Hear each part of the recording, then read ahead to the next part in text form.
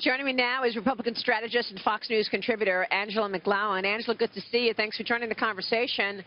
Good to see you. Your takeaway from all the praise that was given to Hillary last night. Did it work? Well, I just say that they rallied the base, but talking about shortchanging the American people, President Obama's policies have shortchanged the American people. And who worked in his administration? Hillary Clinton. Liberals trip me out from the standpoint they do bait and switch constantly. And Maria, a convention does not win an election. Now, our candidate needs to talk about policy instead of talking about Russia, our enemy, actually giving us information on our Secretary of State. When it comes to national security, that is an American issue, and Donald Trump should not have doubled down, and he should stay away from those types of issues, Maria. I think that he did us a disservice.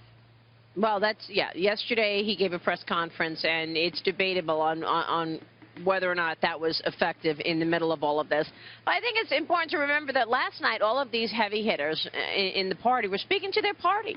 They're speaking to Democrats. So it's unclear whether or not they actually impacted the independents. What do you think? I think this was a triple threat last night. You had Joe Biden appealing to the white working-class Americans. You had President Obama appealing to the millennials, to his base of minorities and working-class voters.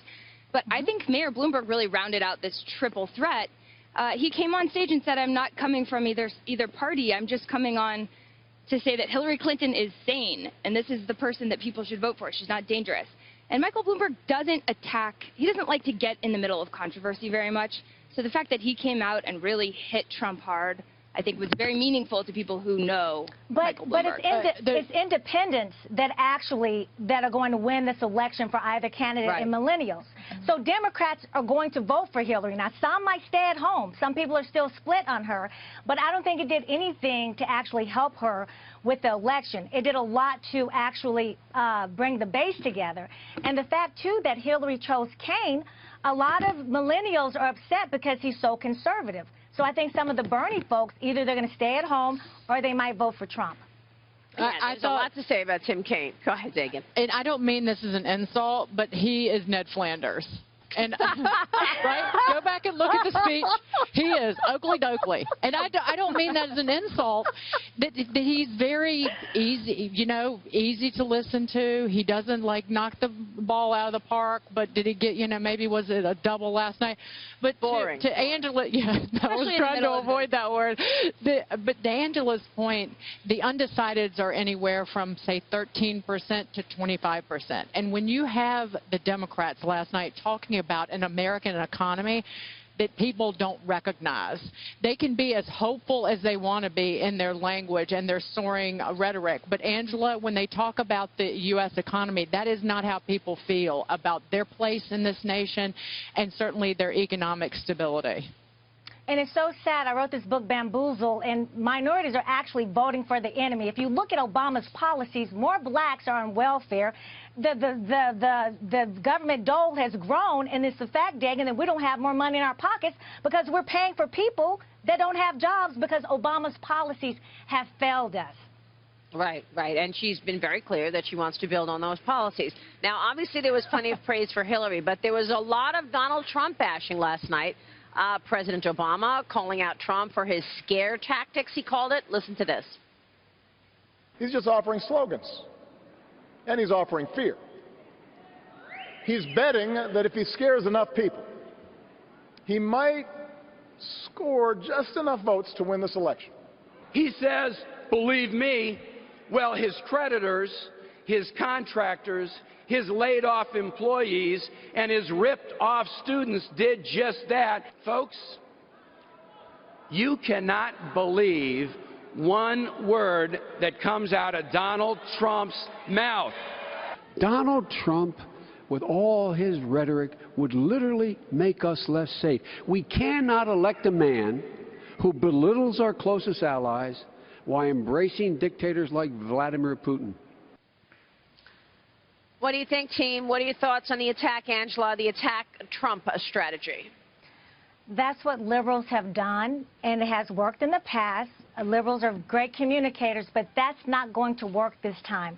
People don't care about insults. They do care about policy. And Donald Trump has proven, Maria, that he can create jobs. Now, in being a business person, you do make mistakes. Things happen. But people want jobs. They want to go back to work. So I don't think the Trump bashing is really going to work. Yeah, what do you think? What I heard last night, Maria, was from the British vote to leave the European Union, the Remain campaign. I felt like I was listening to Remain again last night. It was this overly apocalyptic, the sky is going to fall, the world will end if you elect Donald Trump. And I think one of Remain's crucial errors in the Brexit vote was overplaying their hand and talking down to the voters in the UK. And I heard that again last night. I thought this could be a Remain campaign.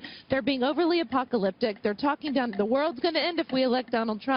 People are smarter than that. But go ahead. No, I was just going to say, but I thought Joe Biden did, and Chris Stirewalt said this on the news channel, Joe Biden, that speech, parts of it, could have been given at the RNC. Totally. He was very patriotic, and he was talking about America's greatness, and in one of his closing lines, he was talking about we never bow, we never break when confronted with crisis. We endure, we overcome, we move forward.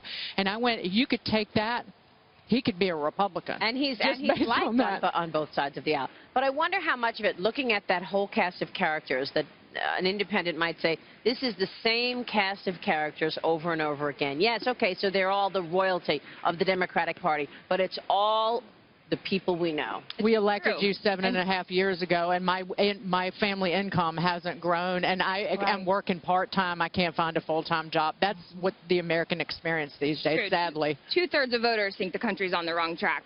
Donald Trump got a huge bump with independents after his convention. So Hillary Clinton really needed some of those speakers last night to appeal to independents, to appeal to people who are on the fence. There are still a lot of people who don't like Donald Trump, and they need to paint Clinton as likable enough. Did the Believe Me impersonation work? I thought it was funny. I just got a lot of dorky dads on my Twitter feed after that. Angela, good to see you. Good to see you. Sorry I can't be there with you guys. Have fun. Angela McClowan.